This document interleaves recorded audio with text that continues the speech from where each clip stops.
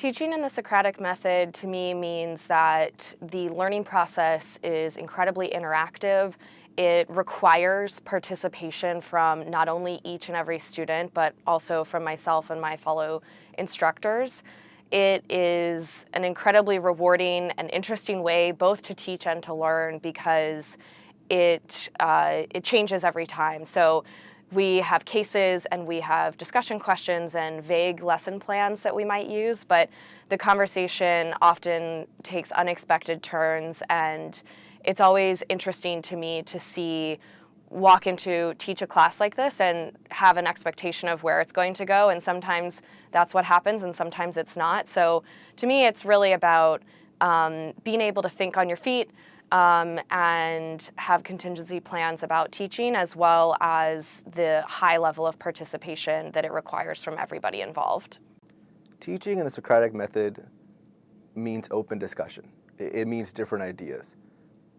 We think when we come into business school that we get a lot of different perspectives amongst all of our different classmates, but teaching people and discussing people's ideas who have come from completely different backgrounds, have different marital situations, have different upbringings, different income statuses we're kind of expecting, it really brings a whole new level of insight into the classroom, and really that's what Socratic teaching means to me.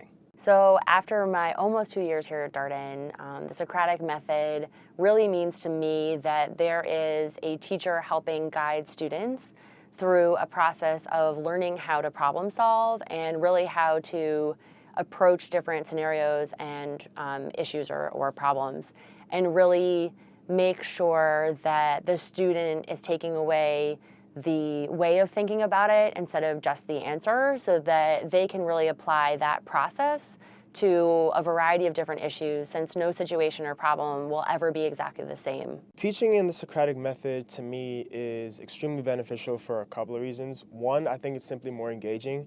I think that lectures can just be inherently boring to some people, and people's eyes will start to glaze over even if within the Socratic Method I start to preach a little bit too much. So I think that Socratic Method, having students speak to each other, keeps everybody more engaged. The second thing is that when you put yourself into the actual shoes of that protagonist, it forces you to test your ideas against other people who may disagree with you, and it forces you to see both the benefits and drawbacks of different points of view, which I think you may not get if you're simply assuming that whatever somebody's telling you is true. You don't think about both sides of the coin.